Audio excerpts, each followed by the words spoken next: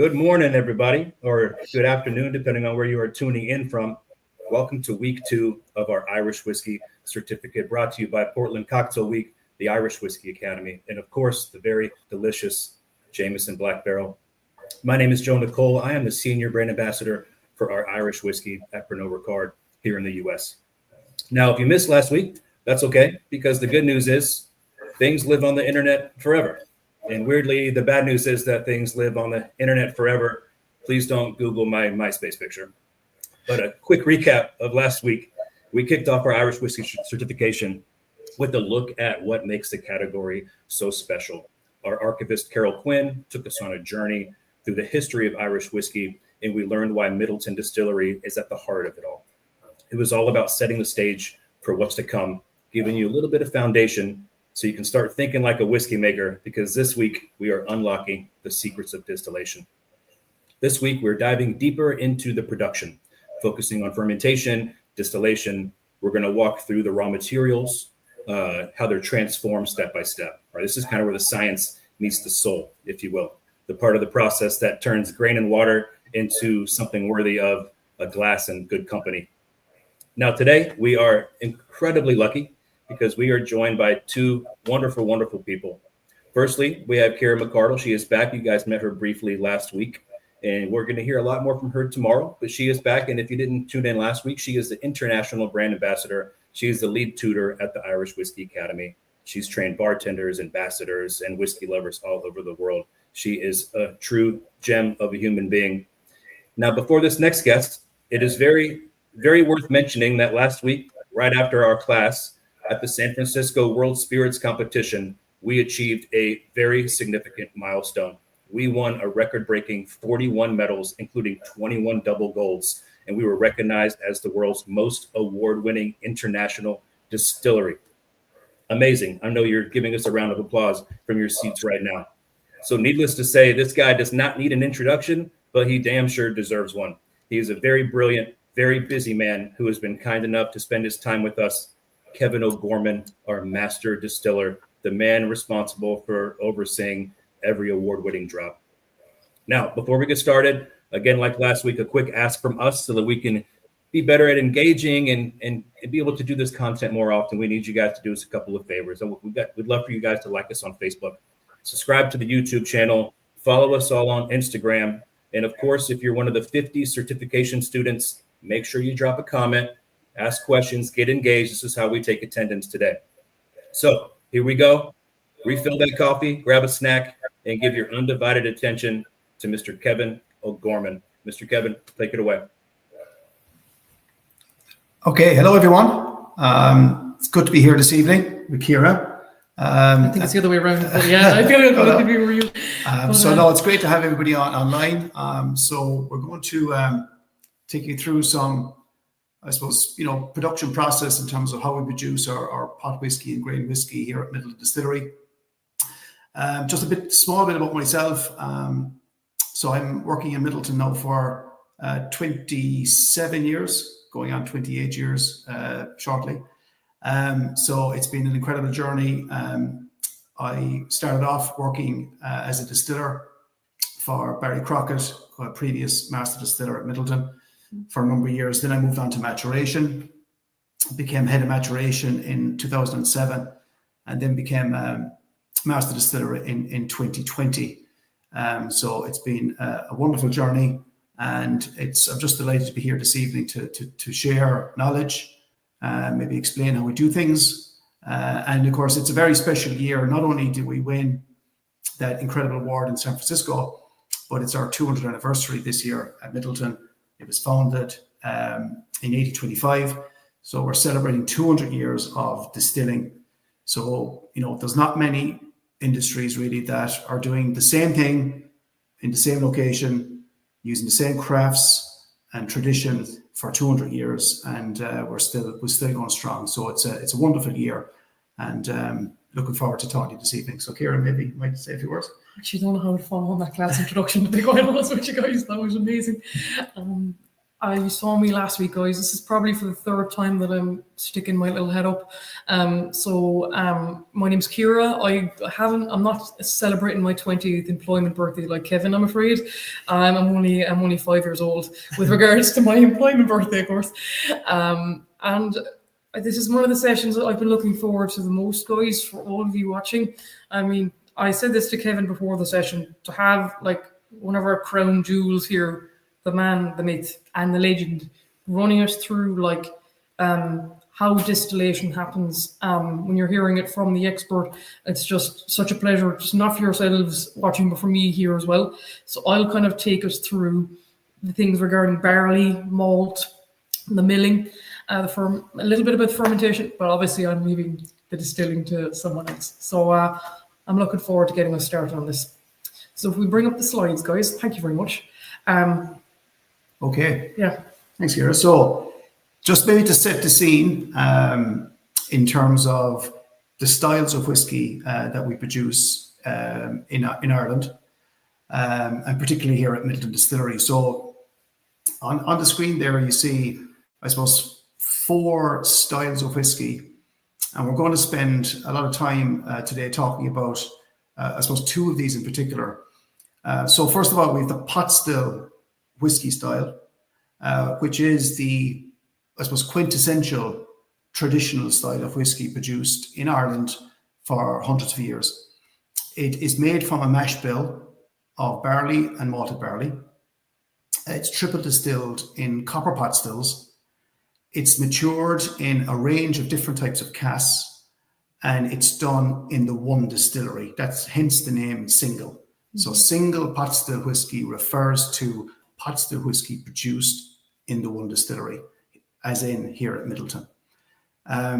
Then we have grain whiskey just under that. So grain whiskey at Midleton is made from a mash bill of maize and malted barley. It's triple distilled in what we call continuous column stills, which we'll explain in a few minutes. It's a different style of whiskey. Pot still is quite, robust. It's heavier in style.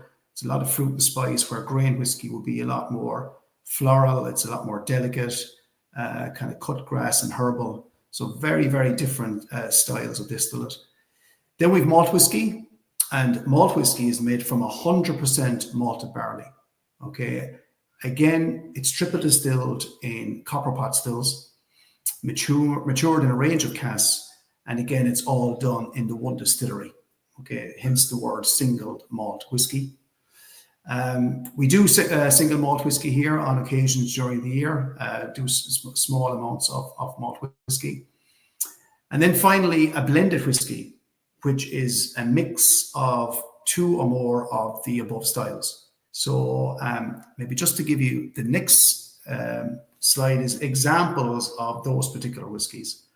So if you look at the single pot still, our beloved Redbreast, so there you see Redbreast 12, that is an example of a single pot still whiskey made from a mash bill of malted barley and unmalted barley, triple distilled in copper pot stills, matured in ex-American bourbon barrels and Oloroso sherry casks, and all matured in the one site here at Midleton. So that's an example of a single pot still. Obviously, we've Redbreast 15, Redbreast 18, 21, etc. They're all single pot still whiskies. Single grain whiskey, then, there's an example there. We launched the Method of Madness single grain whiskey a number of years ago. And again, that's a single grain whiskey. It's made from a mash bill of maize and malted barley, distilled in column stills, and all made in the one distillery here at Midleton, hence the word single grain whiskey. A blend then, and I suppose this is our beloved Jameson Black Barrel. We're going to talk a little bit more about that later on, because it is one of, I suppose, the most complex whiskies that we produce here. There's, different whiskey styles that go into making that, but it's effectively a blend of grain whiskey and pot whiskey, matured in a variety of different barrels. And we're going to be touching on that a little bit later on. And then we have a single malt. That's an example there, Method of Madness, where we did a single malt 7-year-old, about maybe 2 years ago. And that was distilled in our micro distillery here on site. So there are, I suppose, examples of the different styles, different types of whiskey that we produce here at Midleton. Okay. So maybe just hand over to Kira, if you want to take us through raw materials. Thank you. So I am starting, guys, by looking at the grain. There's a lovely way we look at whiskey production. We say grain to glass or barley to bottle. I'm probably not the perfect person to talk to about barley. I actually live on a barley farm 5 minutes away from here. And the barley we're growing right now is going to be sent to a grain merchant, and then it'll be passed on to Midleton Distillery after for usage in our production. So barley is a member of the grass family, guys. It's a cereal.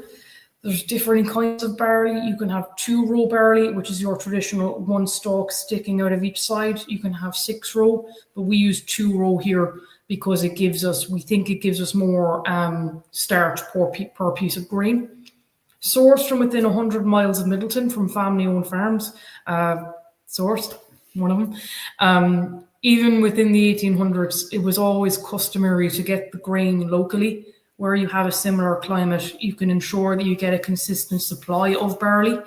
Collected, dried, below a 13% moisture content, and stored by grain merchants. In a modern context, if you look at me as literally the essence of the raw material creator, we send our barley to a grain merchant called Dairy Gold. They'll assess the quality to ascertain if it's good enough for malting. It always reminds me of Roman times where the emperor gives a thumbs up or a thumbs down, and we're kind of hoping for a thumbs up because they'll give us money for our trouble. Then it can be sent on to be malted before then being delivered to Midleton Distillery. And that's when its cumulative journey begins. We want a low moisture content because the lower the moisture content, the more in control we are of whether it malts or not. And was there something you were going to add in there, Kevin? Or? No, the moisture content is very important, yes, I suppose, for the farmers and for ourselves. If you look at the year we're having so far, I suppose the weather has been quite good here in Ireland. It's quite dry, which can be unusual. So we have a good dry spell. So I'd say if it keeps going the way it's going this year, certainly you're looking at a low moisture, which helps everybody. Yes, absolutely. Thank you. So the malted barley is outsourced to the Malting Company of Ireland and Minch Malt. The Malting Company of Ireland is the bigger of the two. They'll malt about 2/3 of our barley, and they're based in Cork, about 20 minutes away from here. Minch Malt is about 200 kilometers away, and they do the other third of our malt. And essentially, it's tricking the grain into regrowing by virtue of increasing the moisture content.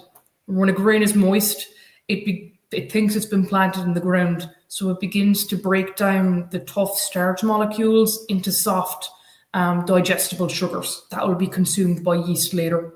And that's all down to the malting facilities. So the farmer grows the grain, they send it to the grain merchant to ascertain its quality, the Roman emperor. We get a thumbs up. It either comes to us in its unmalted form, or it passes through an intermediary, the malting facility, where it gets that extra 4 days of germination. And it really is simple, guys. It sounds very complicated, but it's comprised of 3 steps. The steeping is it's roughly a 2-day period where we hydrate the grain and increase the moisture content. We soak them in water, we add in oxygen bubbles to keep the grain, it respires first before, as the first step of the growth process before it grows further. I always say this is the equivalent of like being in your car and revving your engine. You're building up momentum to move somewhere, but you're not actually being mobile. For the grain in the same fashion, it's building up the energy to grow during the malting period, but it isn't actually using the energy, if that makes sense. After 2 days of the soaking, we'll lay out the damp grains for about 4 days to dry out. And this is when the enzymes wake up, the workers inside that unlock starch and reveal the sugar. If we let germination continue beyond 4 days, that's when we become a farm instead of a distillery, because they grow into a plant. The car engine starts moving.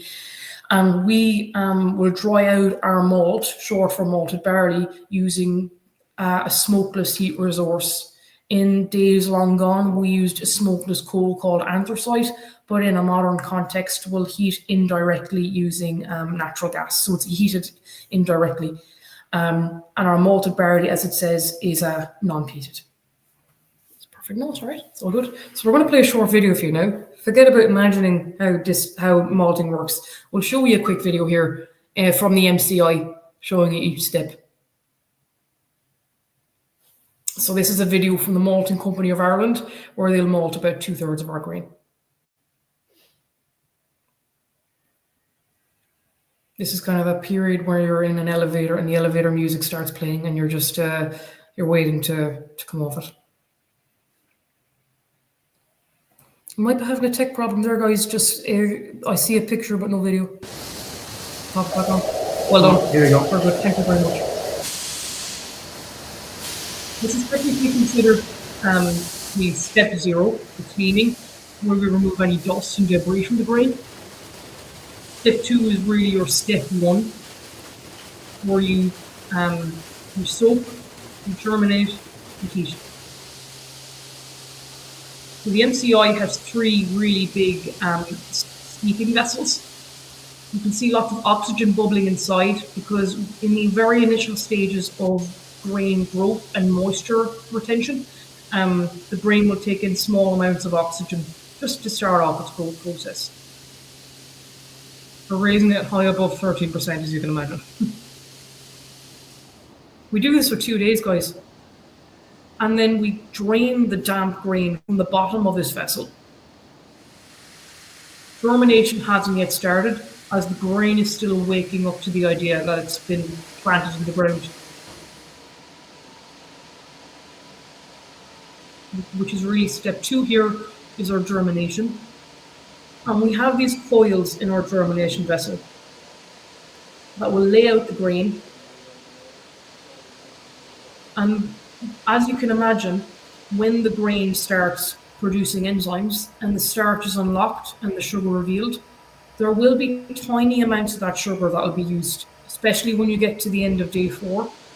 So a tiny little rootlet called a chit, C-H-I-T, will come out the bottom of the grain, which you can see, it looks like a scene out of Alien. Okay, great.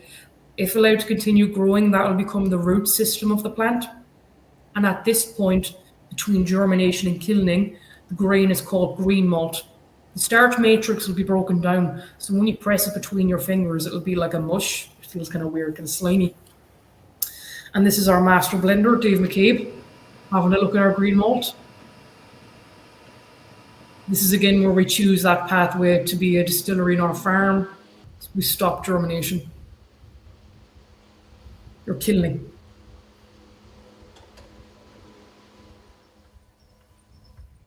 For about another 2 days, there's periods of heating at different temperatures to dry out the grain.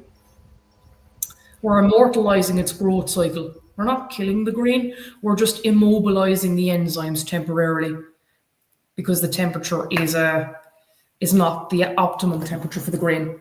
Our barley is now malted and our sugar is created. So we have our regular barley, which still has all the starch inside. That'll give our pot still whiskey a silkiness and a mouth coating feel, and our malted barley, which is the backbone of the pot still whiskey, providing the vast majority of the alcohol. Okay, thanks, Ciara. So maybe just an overview of producing single pot still whiskey. This is the pot brewing and distillation process. It's just a summary, really, slide. So if you go from my left to right, you can just see the malting process, which Ciara has just described. So the distillery, we receive malted barley and unmalted barley every day. It arrives in trucks and it is delivered to the distillery.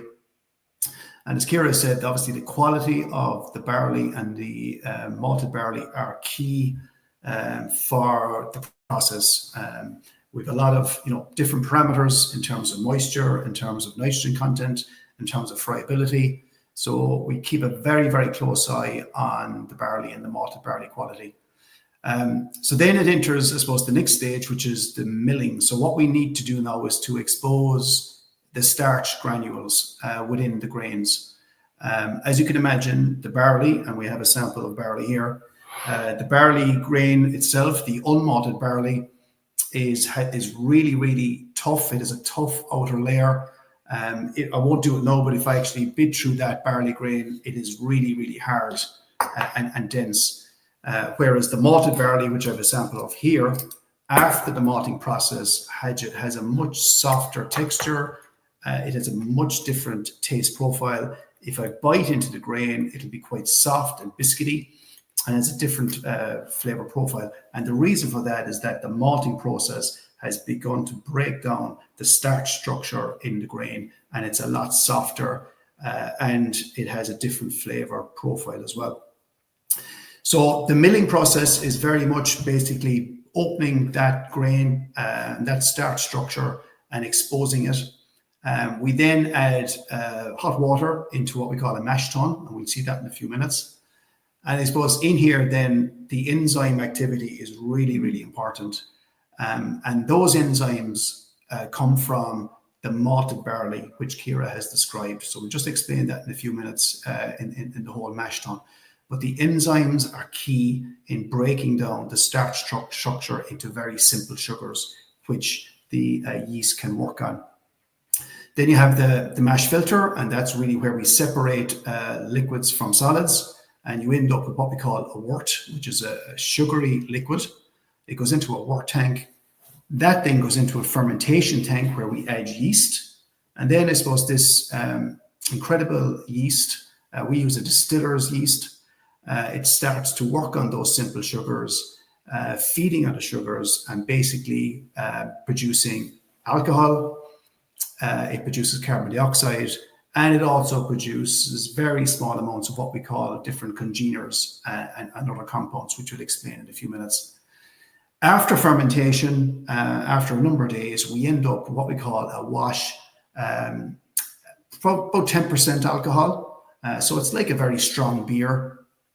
And then what we do is we have to put that beer through a distillation process, a triple distillation process. And after the final distillation, we end up with what we call a new make spirit at about 84% alcohol. And after that, then it is reduced in strength to about 63.4%. So we bring it down from 84 to 63.4 with what we call reverse osmosis water or deionized water, very pure water for reduction. And after reduction, it's filled into casks, different types of casks, and then it's sent off to warehouse for its maturation cycle to begin. So in summary, that's where we basically take our barley and malted barley from the field, put it through our production process, goes into a cask, and then after many years of maturation, you end up with our golden, beautiful whiskey, which we love so much. So that's a summary. To go into a little bit more detail, so in terms of brewing, there's a number of phases here. First of all, and I've mentioned this already, is milling. This is where the barley and the malted barley is milled into what we call grist, which is like a flour using hammer mills. And it's very much exposing the starch and exposing the inner structure of the grains. Then it goes into mashing. And that's where the barley and the malted barley grists are mixed with hot water in the mash tun. And it goes through a number of very important temperature stands where our conversion takes place. And finally, then after conversion and where we produce, a wort, it goes through mash filtering. And this basically is we separate what we call draff or animal feeds of the spent grains from the wort, and this is our separation process in mash filtering. And we have some pictures here, and we'll go into a little bit more detail. But in summary, that's what happens in the brewing process. So, Ciara, do you want to go through maybe the mash tun? Yeah. Okay. So the main objective in mash tuns is that all starch is converted to sugar prior to mash filtration. As Kevin said, the mash tun is super important. They're made of stainless steel, while the copper pot stills are, I just gave you the answer, made of copper. We in times long gone, we used hot water at 64 degrees Celsius, whereas nowadays, as Kevin said, we use different temperature stands, or we use different temperatures for different enzyme activities to come to the forefront. In olden times as well, it would take about 5 hours. It's the idea of creating a porridge-like mixture over flour with hot water. That encourages all that lovely sugar, flavour and aroma to come out. And that's how we get the sugar-filled water called wort. How I often think of this is like, think of it as your breakfast cereal is your mash. Your mash is composed of wort and draff. Your breakfast cereal is porridge and milk. You have kind of your two parts that make up the bigger picture. There's a process now of separating the breakfast cereal out into its two counterparts. We're going to separate the sugary liquid from the now sugarless solids. And I think if we go on to the... Yeah, and just maybe add to that here, I suppose one of the key steps here is the enzymes that were activated during the malting process. There's two particular enzymes we should note. They're called alpha amylase and beta amylase, and those two enzymes do a lot of the heavy work here. So what happens is starch by its nature is a very complex structure. It is a highly branched structure. And what the enzymes do is that they go in and they start breaking down this complex starch structure into very simple sugars, like, for example, glucose and maltose, which are what we call simple sugars. And these are sugars that the yeast can feed on. So the enzymes play a key role in converting complicated starch structure into very, very simple sugars. So if the alpha amylase and beta amylase didn't do their job, the yeast could not feed on that particular wort. So it's a key part of the process. They operate very much around the 63 to 65 degrees Celsius mark. It's a key temperature stand where the majority of conversion to what we call simple sugars take place.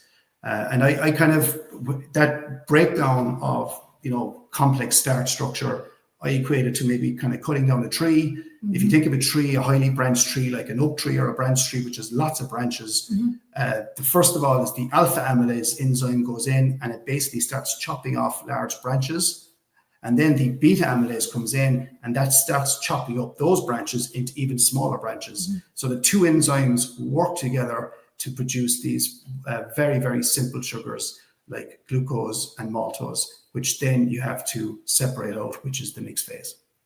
That's a great point as well about the A amylase and B amylase. In case you're wondering where they come from in the grain, your A amylase is produced from the cell wall, from the outer part of the grain, whereas your beta amylase is nearly in the center of the grain in the starch matrix.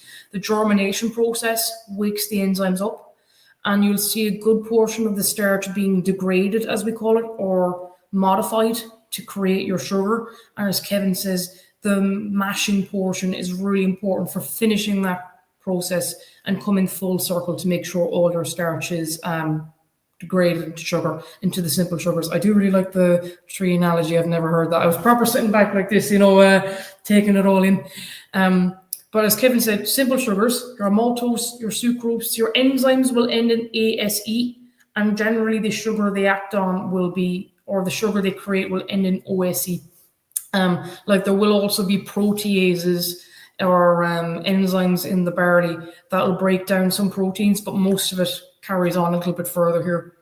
With mash filtration, this is now where we separate liquids from solids.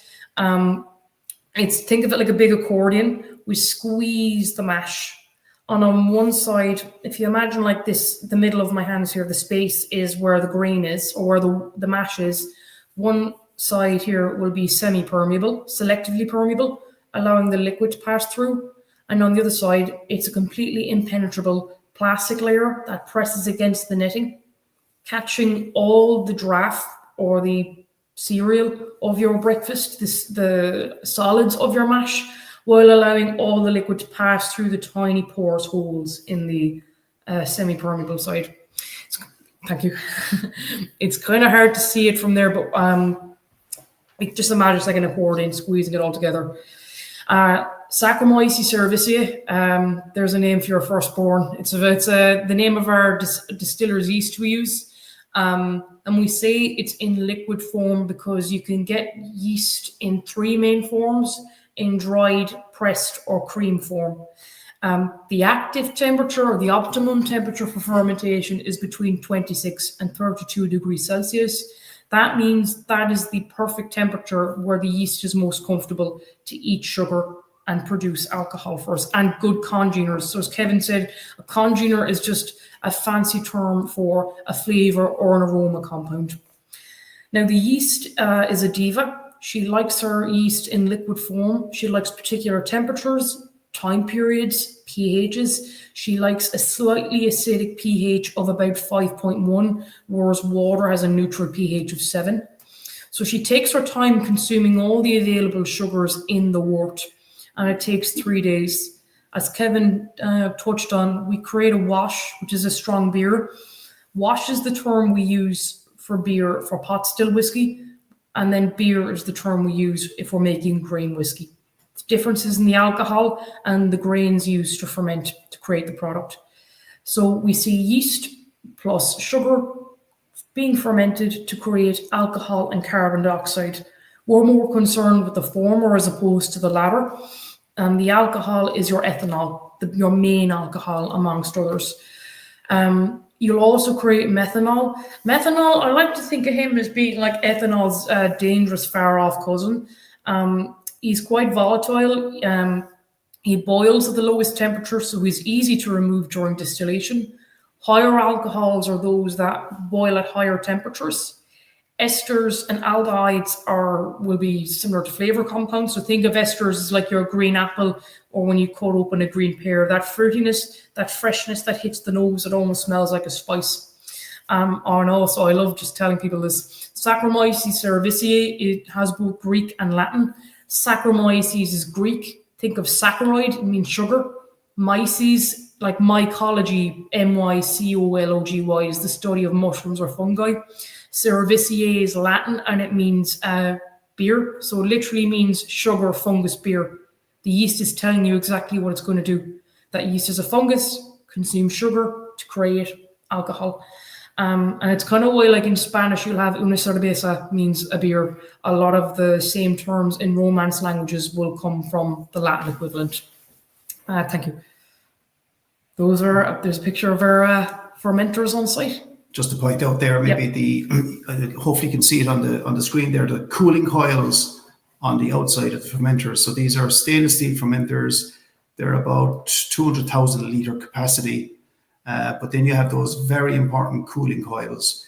And here we use underground, what we call cavern water, which we circulate around those cooling coils to keep the temperature 32 degrees Celsius or lower. And as Kira has pointed out, if it goes higher, which in the summertime would be possible without the cooling coils, then what happens is the yeast will effectively, if it becomes high enough, the yeast will die off and become inactive.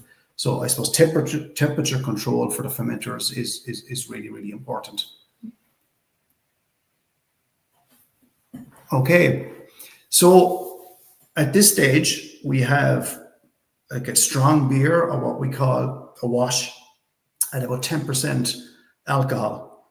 So now the objective is, to get that alcohol out of that wash in as efficient a manner as we possibly can.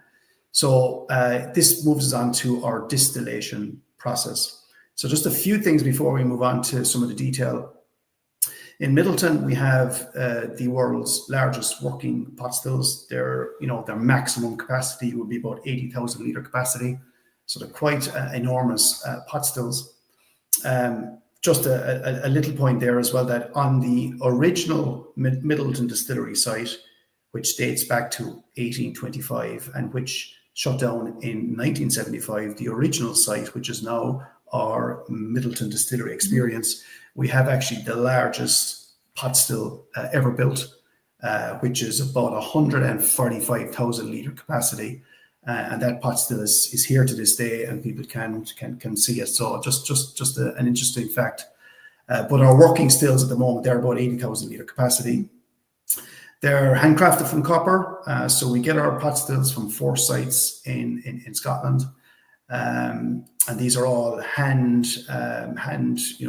crafted. So amazing pieces of engineering, really. And then they're all made from copper, and copper is really important in terms of what we call removing unwanted sulfur compounds. So we have various sulfur compounds which can come, for example, from the fermentation process. And those sulfur compounds can lead to different flavors and aromas, some not so nice. So we need to ensure that those sulfur compounds are extracted. So what happens is the sulfur reacts with the copper, and it's basically taken out of the distillate. So it's a very important part in the whole process, the copper. So here is a short video of what we call our garden stillhouse. So the reason it's called a garden stillhouse is that it's located on the site of, we have an old, what we call the distiller's cottage, where the master distiller of the distillery used to live up until the early 70s. And there was a garden at the back of that cottage, and this is where this stillhouse was built in 2013, hence the name Garden Stillhouse. So if you hear us talking about the Garden Stillhouse, that's why it's called the Garden Stillhouse. So here is some footage. You can see they're made of copper. You can see lots of pipework. So in terms of the shape of the still, you have the base of the still, you have the swan neck, and then you have the line arm, and you have the condenser. I'll just explain that in a few minutes. Here you have, I suppose, an active distillation taking place in the wash still. So you can see the beautiful shape. We have actually 6 stills in that garden stillhouse, 2 sets of stills, and I'll explain that just in a few seconds when the video finishes, which I think it has. Yeah, lovely. Brilliant. We also have a second stillhouse, which we call the Barry Crockett Stillhouse. And this stillhouse was built in 1975, and it's working to this day. We're still using the Barry Crockett Stillhouse. It's named after our Master Distiller Emeritus, Barry Crockett, who was Master Distiller from 1981 until 2013. So we named that stillhouse after Barry in about 2012, 2013, just before he retired. So again, you can see 4 pot stills in there, made from copper. From that photograph, you can see the base of the still, which is the kind of the bottom of the still. You can see the swan neck, which is the vertical part of the still rising up, and then it turns down into what we call the line arm. And then after that, then you have a condenser. So what happens is when you boil up the still and you apply heat, the still starts to boil up, and you have vapors then rising up the swan neck, down the line arm, and then it enters the condenser where it reaches cold water. And then what you do is you condense the vapors back down to liquid form, and that liquid, that distillate, is then put into a vessel or a stainless steel tank.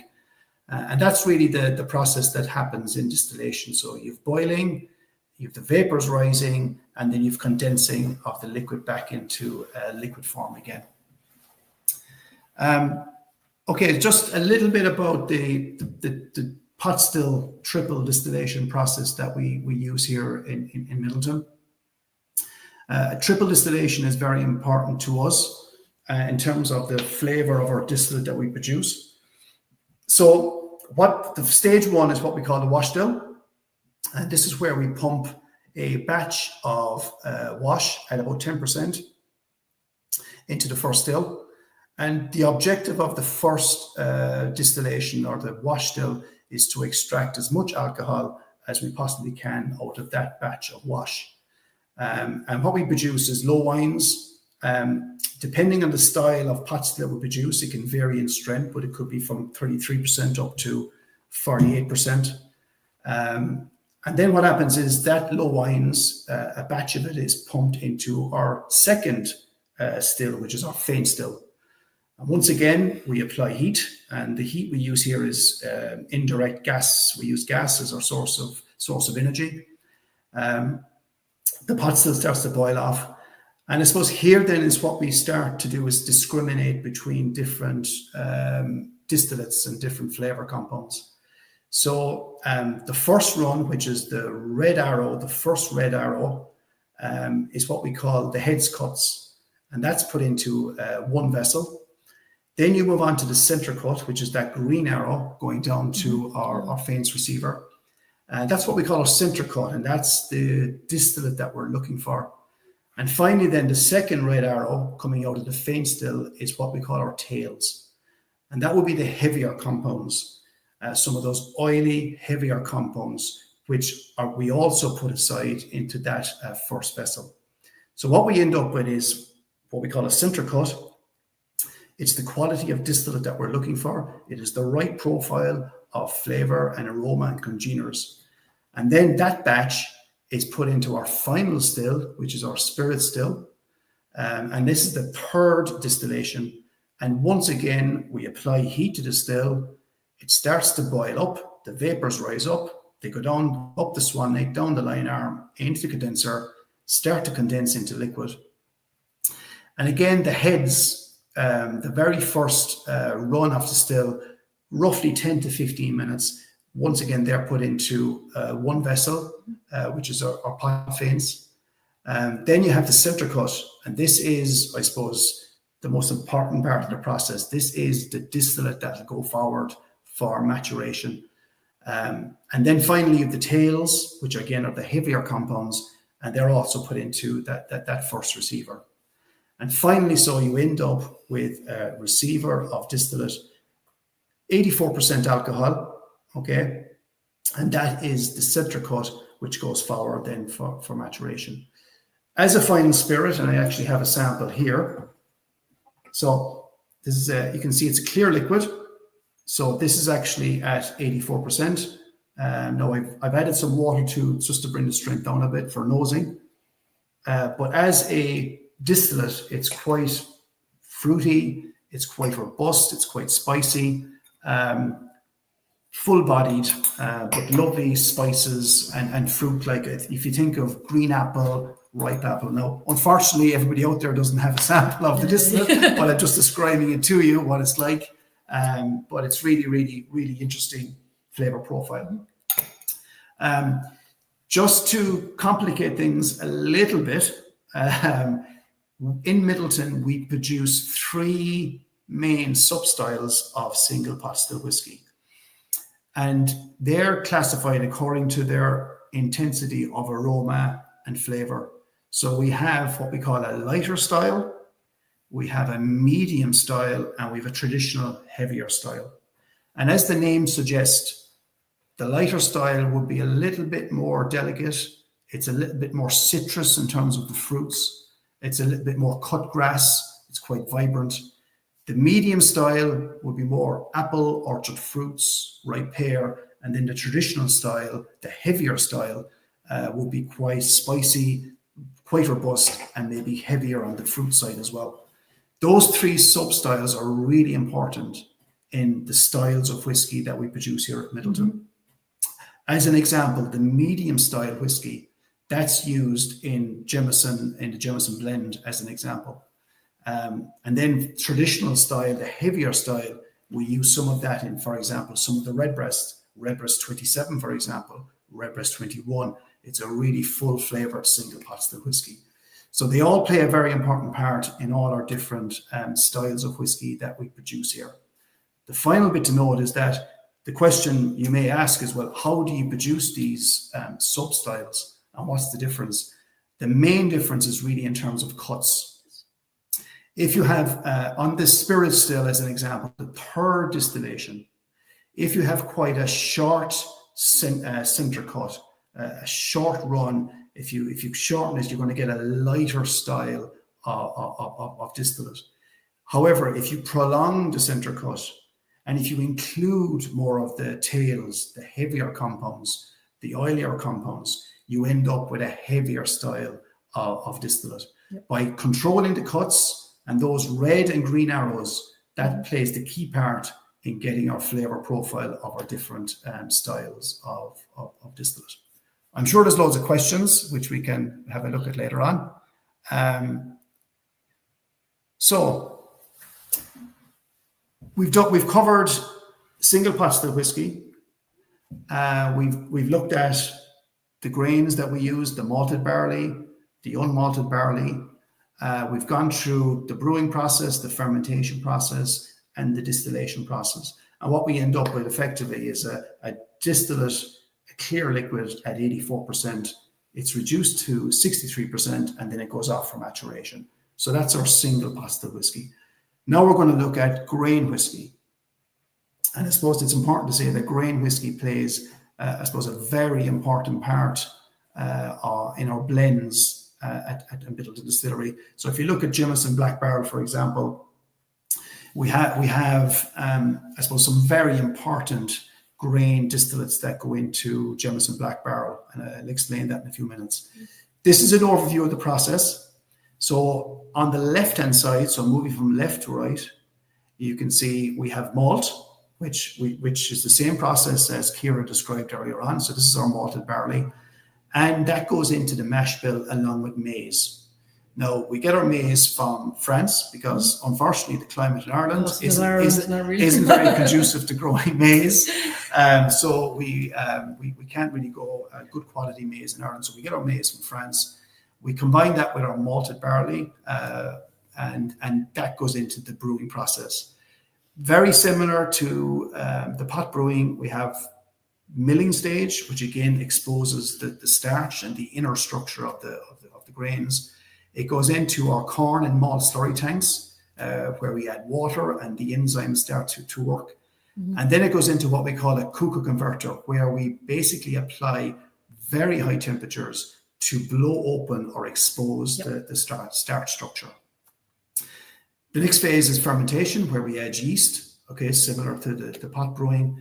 And we end up with a wash at about 13.5 up to 14, nearly 15% sometimes. So it's a higher alcohol strength. And that then goes through our column distillation, which I'll go through in a few minutes. And we end up with a distillate at about 94%. So column distillation by its nature, you end up with a much higher strength, 94% versus 84% for pot distillation. So to get into a little bit more detail, maybe Kira, you might talk about the brewing. Like a big shoes to fill after that explanation. Yeah. Just sorry to take everyone out of the immersion. It's so class seeing people, like I'm talking about you now here, Kevin. It's so cool to like see people in their element, like the way you described distillation, just everything really, really phenomenal. You think with the way I'm sitting here talking to you guys that I would know a lot of this, but you end up learning more from the person beside you in real life than anywhere else. Like Kevin said, we don't have I wish we did, but we don't have enough sunshine. We're having a pretty dry year this year, but we don't normally have the sunshine we need to grow the quantity of maize or corn we need. So we get it from France for that reason. We'll get between 6 and on a good day, we'll get between 6 or 8 trucks of corn that'll arrive into the distillery daily. It doesn't need to go to a malting facility first because, again, we have that malt already coming in as the backbone of our grain whiskey. So you'll have your maize in your grain whiskey that provides a bit of sugar, but mostly flavor. And then you'll have your barley in your pot still whiskey, which, again, can give small amounts of alcohol, but, again, great for flavor differentiation. Both are milled into a grist. As you can imagine, corn has a higher degree of starch inside. It's a much starchier grain than barley. I like the way you said we'd like blow it up. We blow it out. So we put the maize grist through a low temperature cooker. I like the way it says low temperature cooker and it's 88 degrees Celsius. But for the maize, for what it is, it's a low temperature cooker. So it's similar. Think of it like milling and mashing at the same time. We blow up the grain underwater in hot water. It exposes the starch, and we're mashing it at the same time almost. We heat it up super fast, and then we cool it down super fast in a flash tank. So the poor grain doesn't know what's going on. Heat it up quickly, cool down super fast as well. And 28 degrees Celsius. The malt is then added once the corn has gone through that preliminary process. So it's in essence, the maize is blown up, the sugar exposed, and it's extracted. And then we already have this really thick porridge. This is more like overnight oats, much more thick and gloopy. And then the malt is added after the corn has figured itself out in the sugary liquid. Only then is it added to the fermenters, and fermentation can begin.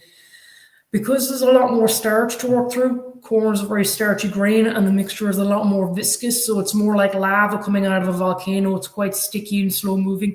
The yeast really has more to work through, so it takes between 80 and 100 hours. Slightly higher degree of alcohol, resulting at between 12 and 15%. Thank you.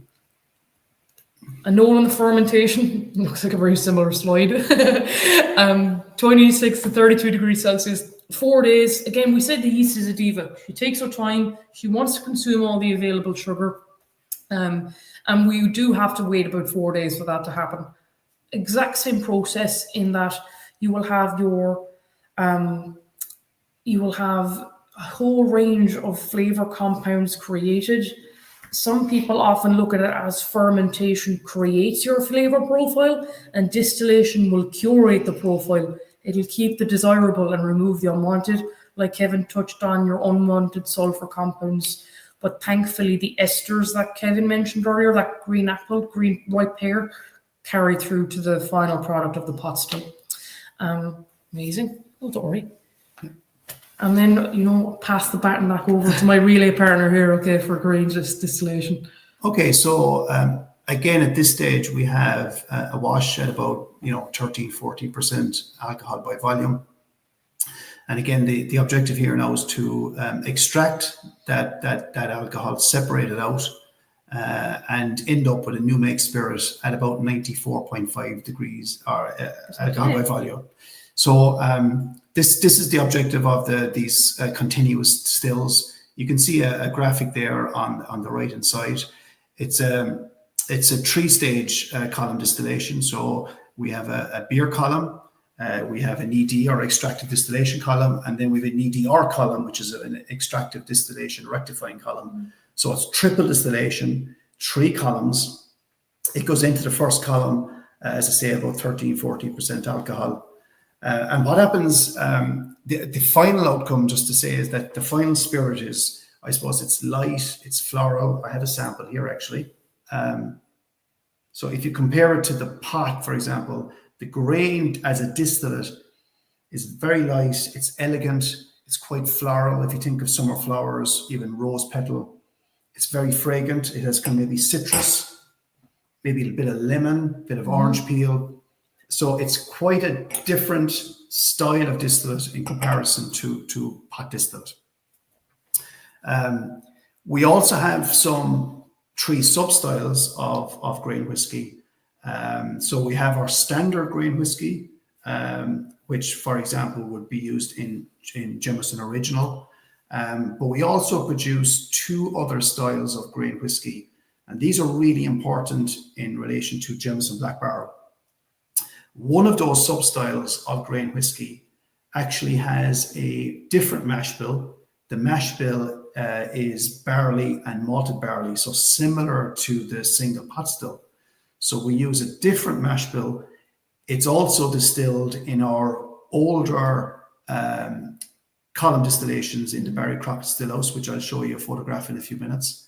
And there's different distillation parameters, okay, which gives you a different style of distillate. So that's what we call small select batch of grain whiskey made from that mash bill. As a distillate, it has lovely, I'd call it butterscotch, toffee, caramel notes as a distillate.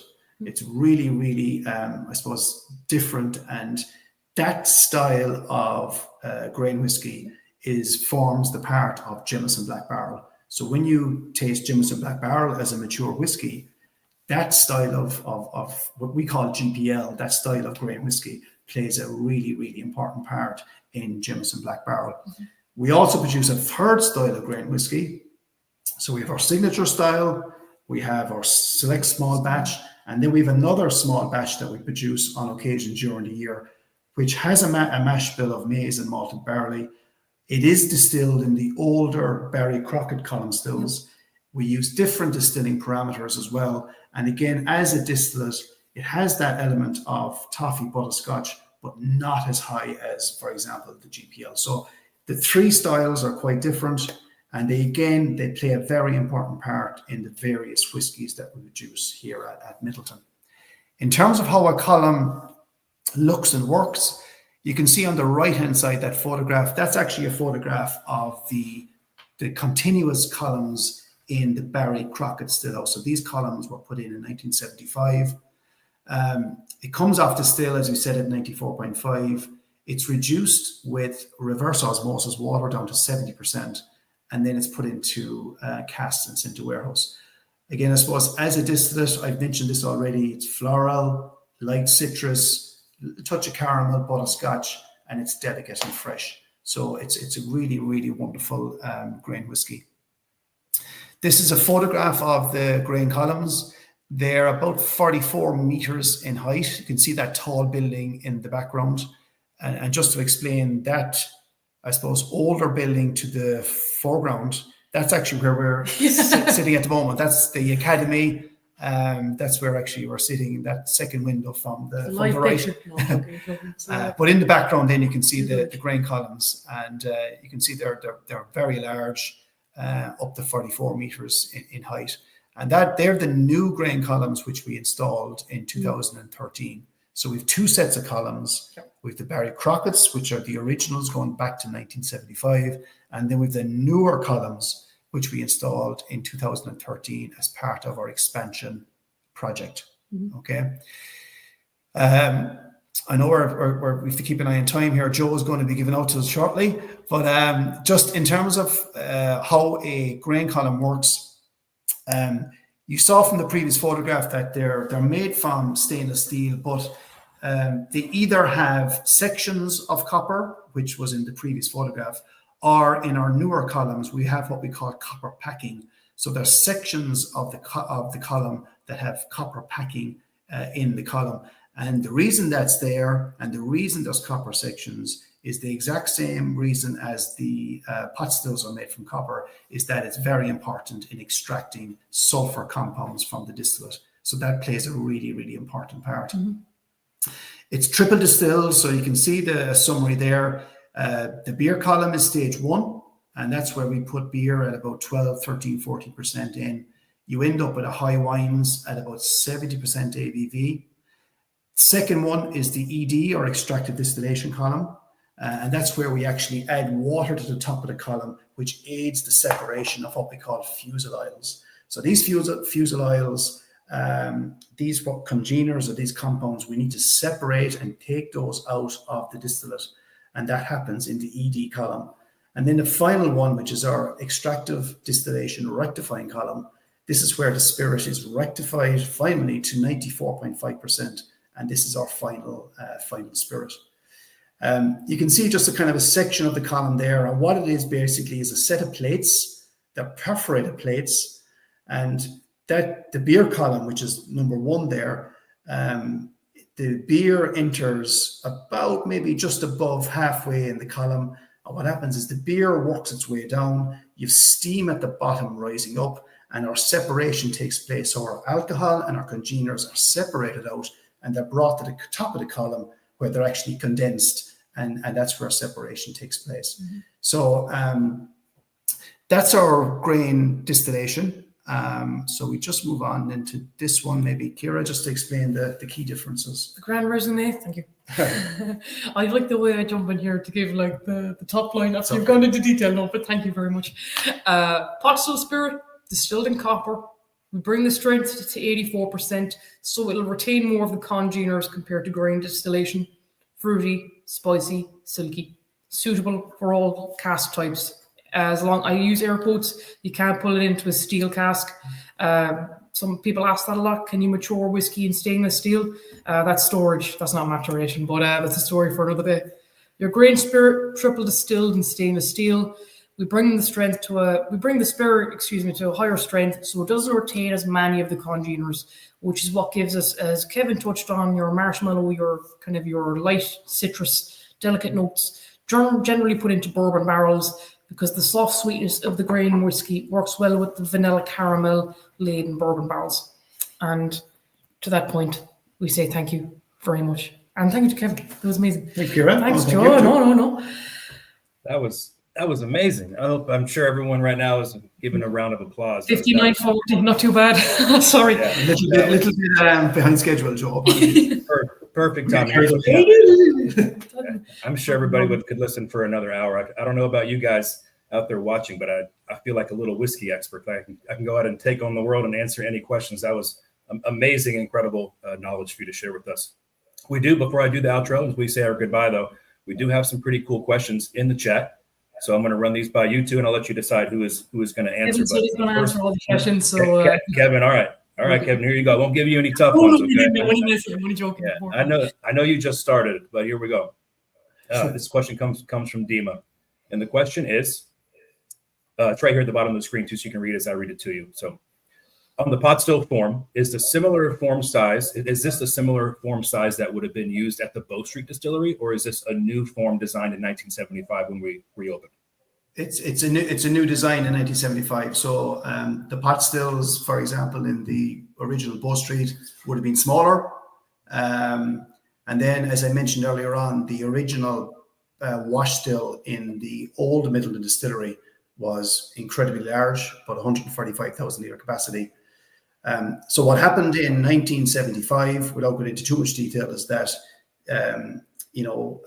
the Jameson Distillery closed down in Dublin in Bow Street, Powers closed down, and all distillation then moved to Midleton.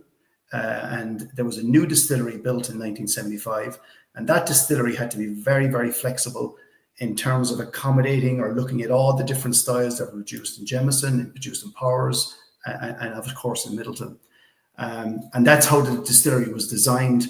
So the current styles of pot still that we have, about 80,000 maximum capacity, they were installed in 1975. So it's a new design. Awesome. If you call it 50 years ago, a new design. Yeah. It's newish. Yeah. She has a follow-up question as well. In a long neck of a pot still, is this for a proper and longer reflux? That's a great question, to make a spirit silky and delicate. Yeah, so good question. So the size and shape of the still, along with the batch size that you pump into the still, has a significant impact on the style of distillate that you produce. And as the question there says, yes, a long neck. If you have a long neck on a pot still, you're going to get more reflux. So how you explain this basically is, once the still starts to boil off, and alcohol boils at 78 degrees Celsius, the vapors start to rise up the swan neck. But as it hits the sides of that swan neck, some will condense and they'll fall back down again as a reflux. So they'll fall back into the vessel. Obviously, the more surface area you have and the taller that neck is, you're going to get more reflux. If you have a shorter little squat still, you're going to get less reflux. A lot of the vapors are going to carry over, and you're going to get a heavier style of distillate. Mm-hmm. So our stills here, I suppose, they're large, they're long swan necks, long line arms, that contributes to, I suppose, us producing the style of distillate that we produce here in Midleton. Awesome. Thank you. So good question. Good question. Yeah. Third question comes from Gustavo Rodriguez. He's actually a Jameson brand ambassador here in Miami. And his question is, with triple distillation being standard, how do you decide what not to strip out and what characters to preserve? Yeah, so I suppose we built that knowledge up over 50 years or maybe 200 years, as the case may be. So we have, I suppose we work on, formulations, and our process is very, very tightly controlled. So we have like our three styles of distillate that we produce in pot still are light, medium, and heavy. We have our specific cuts, everything from steam flow rate, cut strengths, time, pressures, everything is very much controlled. And that gives us a very consistent output then in terms of our distillate. because what's really important to us is producing high quality, consistent distillate day in, day out. So that when I come in the morning at 7:30, when I start my day, first thing I do is look at the distillate from the previous 24 hours, and we compare it to a standard, and that has to be of the highest standard. And we do that by controls, by ensuring our inputs are very, very tight. So it's built up over many, many years. But I suppose the answer really is that we decide what not to strip out. Basically, it's very much, we're looking for a balanced distillate that has the right amount of congeners, different flavor compounds, and that's how we decide on where the cuts should be, if that makes sense. Awesome. Thank you. And we have some activity. We got some good questions for you guys. So the next question comes from a Nick Madden. Is there a particular off aroma or flavor that might come off the still, which would indicate that a batch is flawed or something went wrong during distillation? Yeah, again, I suppose I answered some of it there maybe in the previous answer in terms of our controls. The way it's done, I suppose now in comparison to over 50 years ago, if you look at the old still down here, the old wash still, that was direct fire. So that's where you actually had coal firing that pot still. So you had people actually throwing in coal, trying to heat up that still, which was very, very difficult to control. The condenser, now we have shell and tube condensers, which again are very, very accurate, very tightly controlled. Back then it was what we call a worm tub, where you had basically a bath of water to do the condensing for you. So I suppose our control mechanisms now are really, really, really tight. We have what we call SCADA controls. This is where everything is controlled from valves, steam, pressure. It's very, very, very well controlled in terms of the technology. So we get really, really consistent distillate. Could we have problems? Yes, we could. I suppose if something happens that throws, particularly the column stills, if something happens to throw that still out of sync, if you lose balance or if you lose a continuous flow, then you could get issues. But that's where the stillman, the operators take control. Rarely happens. Something like maybe power cuts or something like that would cause the columns to go into an unstable condition. But all we do is we put it into a recirculation route. We get the column back into control again. We test the new spirit, and then you go forward again. So I suppose that could happen. Yeah. But really, I'll be honest with you, in the current situation, it doesn't really happen that often. We've a lot of controls in place. Awesome. You hear that, guys? We run a tight ship. No messing up over here. All right. Another question from Daniela. You mentioned sourcing the barley near the distillery to control flavor profile. Have you ever experimented with sourcing from further regions or countries to study how the final product could be affected? Yeah, will I take that one? Yeah. I can add on to your answer. Why don't you start? I don't want to give any wrong. Yeah, I suppose in terms of barley, the south and the east of Ireland, I suppose, is the best land for growing cereals, barley, for example, oats, rye, etc. Call it the sunny southeast. It's called sunny. Sorry, air quotes. Yeah, we use a phrase as well called the Golden Vale of Munster, and it's called the Golden Vale because, to be honest, the land is the best. Yep. So it's the best arable land in terms of its drainage, in terms of the quality of the soil. 100%. So that's really the barley growing region of Ireland. So if you look at Waterford, Tipperary, Cork, within about 100 miles, Wexford as well, maybe Waterford, Wexford. So that's really where the best barley growing, arable growing region is. So if you travel from Dublin to Midleton, as you head down towards sort of Tipperary, you'll see all these fields of barley. So it is the best growing region in Ireland. In terms of getting it from other areas, we don't source barley from other countries. We source maize, obviously, but we want to source all our barley in Ireland and get it here. We have done other work in terms of different types of cereals. Rye, for example, we've done a method in badness rye and malt. We've done Powers rye, and that's where we grow rye in Wexford, which is a pretty good region for growing rye in Ireland. We've done oats as well. We've done oats and malt. So we've done different styles of mash bills, giving you different flavor profiles. Rye, as an example, gives you a very distinctive, spicy clove note of the distillate. It's really, really distinctive, and that's driven by rye. So hopefully that answers the question. Kira, do you want to maybe add any more? The only thing I'd say about the Golden Vale, for anyone that doesn't know, it's when we talk about arable farming, we talk about growing crops. Pastoral farming is about dairy cows. So the Golden Vale is great. It's the floodplain of rivers, basically, full of minerals, full of nutrients. You'll have dairy cows. You'll have arable farming, your grains growing there. So as Kevin said, your sunny southeast, and within that sunny southeast, your Golden Vale is where a lot of the optimum grain comes from. The cornerstone for us isn't so much about sourcing our barley from other locations, but rather it's looking at the strains of barley we use. The IFA, the Irish Farmers Association, will lay out recommended barley strains every year that they're basically telling distilleries these are grains that have high disease resistance to bacteria such as like net blotch. They'll have good growing, they'll have a good yield. You can look this up, it's great. Like they usually renew it every 3 or 4 years. The way they name the strains is completely random, like the way you name horses. It's just completely off the wall. Like the recommended strains for this year are Mermaid, Planet, and Gangway. They're the 3 that are the favourites to win. Am I joking? The favourites to use. But as the years pass, new crossbreeds will come out, and every 3 years, that's generally when distilleries and plant breeders will begin. Mermaid is the new grain we're kind of bringing in this year, and it'll become the star of the show next year, I think. That's awesome. I actually didn't know that. But the Golden Vale is a great pub name, by the way. Yeah. Oh, yeah. Pub name, yeah. I'm sure many of you who are watching have been to Dublin, but I highly encourage you to hop on the train or rent a car and get out into the country. It is very beautiful to get outside of Dublin and see everything. But another question coming from Freddie Verde. He is actually our Jameson brand ambassador out of Austin, Texas.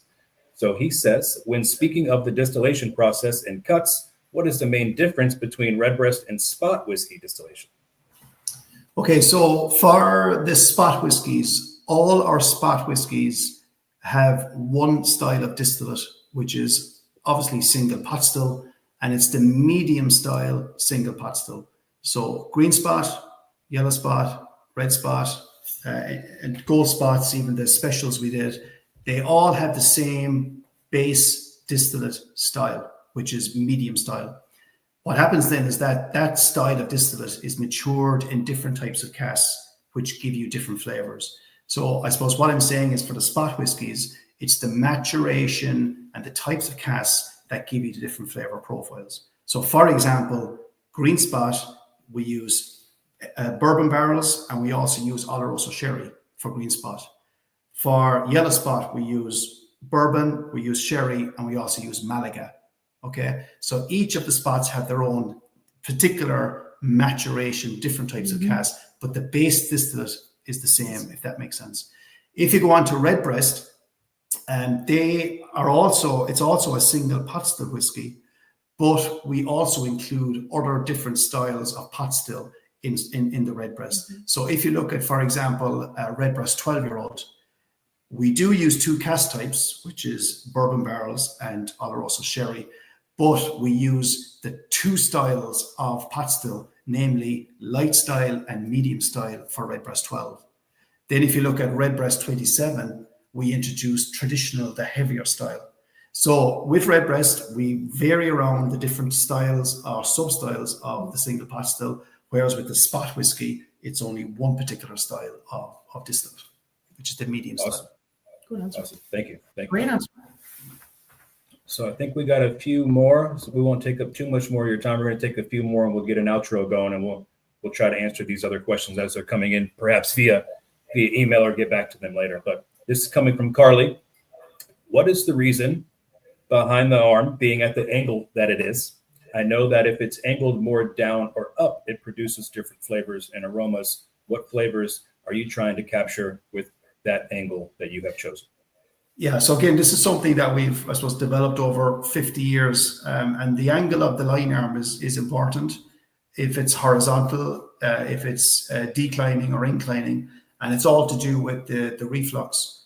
So obviously with a horizontal arm, you have a sort of, let's call it an even style of reflux. If it's inclining, then you're going to get more reflux because some of that condensate, those vapors that are condensing in the lime arm, are actually going to run back down into the pot still.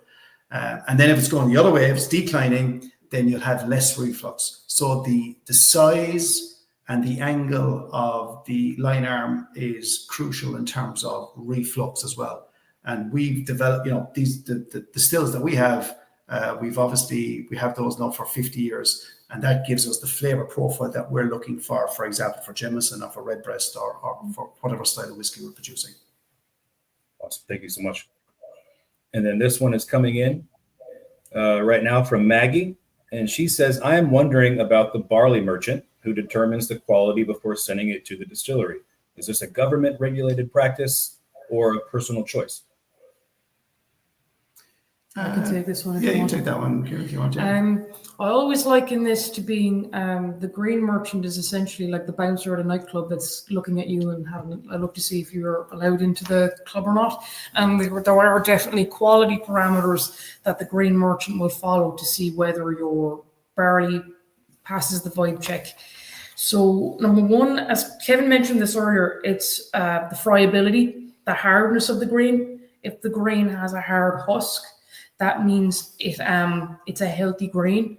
Another thing would be uniformity. Do the grains look the same? Are a lot of them different sizes? Because again, that shows that there isn't consistency. Your moisture content, is the grain below 13%? Another thing we want to look at is the nitrogen content, which is protein. You look at it like a seesaw. When you have a high starch content, you'll have a low protein content.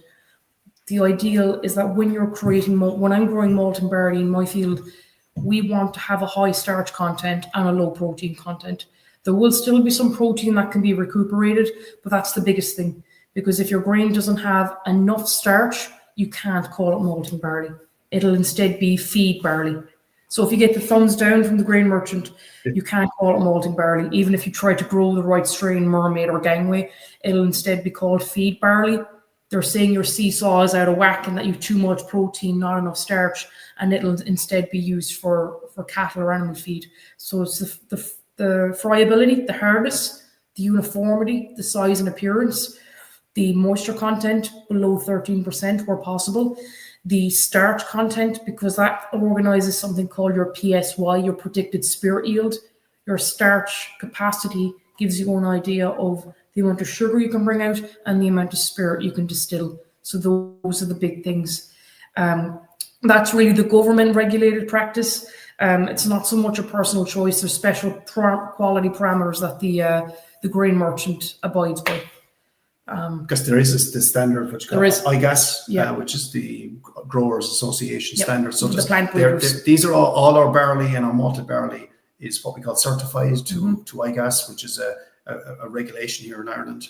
So as Kira said, it has to be to a certain standard, and if it's not, then it goes for what we call feed barley for cattle. So, yeah, we do have standards. Likewise with maize in France, that's also grown to a certain standard as well, and you have to reach that standard for a merchant to actually take it in as either barley or malting barley. And one other important thing: all of our barley and all of our corn is non-GMO. It's non-genetically modified, so it's au naturel. It's another thing that the grain merchant will, depends on what kind of grain you're growing, but our grain we're growing is non-GMO. It's something that the grain merchants will look for as well.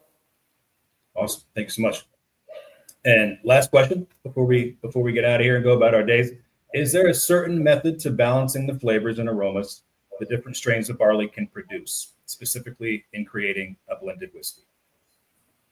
Is there a certain method to balance the flavors, aromas different strains of barley can produce? Not really. Creating a blended whiskey. So as Kira said, we would take in the Institute of Brewing and Distilling in the UK, along with the IFA here in Ireland. They specify certain strains of malting barley and barley on a year basis. So what you have is a recommended list. And that recommended list is based on disease resistance, yield, friability, Starch content. loads of other factors. So there's a list that we can use, and we would take in then, because we use quite a significant volume of barley every year. We would take in different batches of barley. We might use Mermaid from, for example, Ballymaloot. Sorry. I was going to say, shout out. And that goes through the brewing process. What's really important, I suppose, is the quality of that, because you don't want them to run into problems with brewing 100%. and yields, etc., because that is really problematic for our brewing team. To maintain consistency is very important. So I suppose really in terms of creating blended whiskey from different, we don't do that.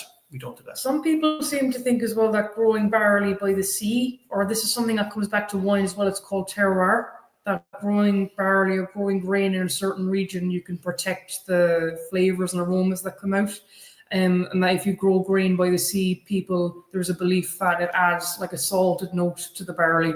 But that's not something we overly concern ourselves with, because it won't carry through to the distillate in the same way peating a whiskey will carry through to the final product. Yeah, what I would say is that, for example, with our mash bill, in terms of using percentage barley versus percentage unmalted barley, that's very important. Using different cereals in the mash bill, for example, rye, which I just mentioned, in terms of having a really significant flavor impact, that's really important. Yep. As opposed to like the different kinds of barley, your Mermaid versus Gangley versus Planet would be all the same. It's negligible. I mean, it really. Gotcha. Really, yeah. Well, I don't want to speak for everybody, but I'm looking forward to trying the Mermaid edition of Jameson. Yeah.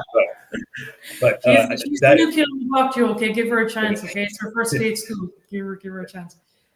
Well, just we've done lots of projects here on regenerative agriculture, and we're doing a collaboration with Ballymaloot here, producing Regen Mermaid. Actually, is the strain. Okay, no, so I didn't know. Hopefully, in a few years' time, you'll see a Regen Mermaid.